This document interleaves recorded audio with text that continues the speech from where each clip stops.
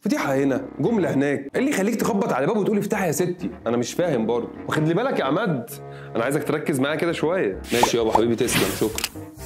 تعرف العاصفة؟ أنا عارف إن حياتك مليانة عواصف، بس أنا بتكلم على العاصفة الأخيرة اللي جت دي وقعدتنا كلنا في البيت دي، حياتنا من بعدها ما بقتش طبيعية. بقينا نلاقي شوية حاجات غريبة بتظهر كده، كلمات رقصات على كام أغنية، شير في لايك، هوب وصلنا المليون. هو أنت قصدك على الترندات؟ بالظبط، الله ينور عليك يا عماد، هي الترندات دي اللي بتدخل حياتنا فجأة من غير استئذان، نلبس، ناكل، نتكلم في حاجات أصلا إحنا مالناش دعوة بيها. تصحى الصبح من النوم تلاقي الناس بتقول نفس الكلمة، تلبس نفس اللبس، ترقص نفس الرقصة، بتشهر نفس الكوميكس، تحس إن العالم كله بقى كوبي بيست، مع شوية فلاتر كده وأنت وجودة موبايلك بقى يا عماد. الناس سايبه شغلها ومطبقه على التيك توك والانستجرام، فضايح هنا، جواز وطلاق هناك، تلاقي الناس كلها بتتكلم في كل حاجه وفي اي حاجه في نفس الوقت. الناس اتغيرت قوي يا عماد والله. يا عم واحد اللي ما تعملش في نفسك كده. ليه بقينا نجري ورا الترند من غير ما نفكر؟ الخوف يا صاحبي، وتحديدا الخوف انك تفوت حاجه الناس كلها بتتكلم عنها، او الناس كلها جربتها وعملتها وانت لا، او الخوف ده اكبر متحكم فيك دلوقتي، يخليك تعمل حاجات ما تعرفش انت عملتها ليه، ولا اصلا هتناسبك ولا لا. وفي الغالب بقى بعد ما بتجربها بتقول على فكره يا جماعه التجربه مش جوسي، دي اوفر ريتد جدا، ما كانش يستاهل كل الكلام ده على فكره. طب عملتها ليه؟ ما اعرفش. طب اشتريتها ليه؟ ما اعرفش، بس هم قالوا حلوه. اقول لك على الكبيره بقى، حاجه اكبر من الخوف، حب الانتماء، اللي هو ايه ده؟ دي ناس روشه عايز ابقى روش زيهم، دي ناس مفتريه عايز ابقى مفتري زيهم، دول ناس جدعه لا مش عايز ابقى جدع زيهم. ماشي يابا حبيبي، تسلم، شكرا. مش انت يا عم والله. وهكذا بقى، تلاقي نفسك ماشي في موجات مختلفه مع الناس عشان بس ما تحسش انك لوحدك. لا ده انا جوه مجموعه كبيره قوي من الناس هنا،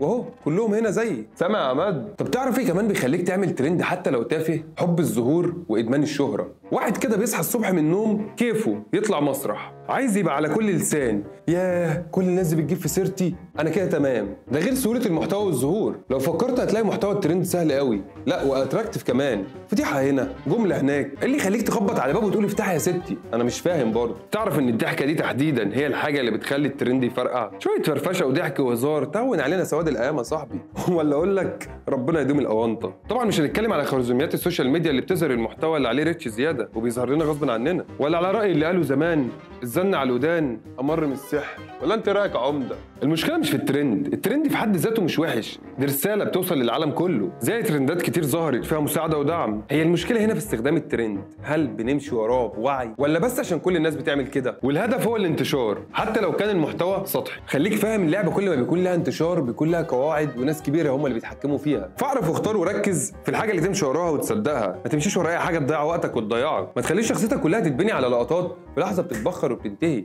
وبيظهر غيرها، تبقى انت في وسطها تايه مش عارف انت بتحب ايه ولا بتعمل كده ليه. مش بقول لك ما تتبسطش، بس بقول لك ركز وافهم، ركز وافهم يا عماد. ها ما تنساش تقول لي اخر ترند علق معاك وليه علق معاك، واعمل سبسكرايب، اعمل فولو، اعمل لايك، اعمل شير، اعمل كومنت.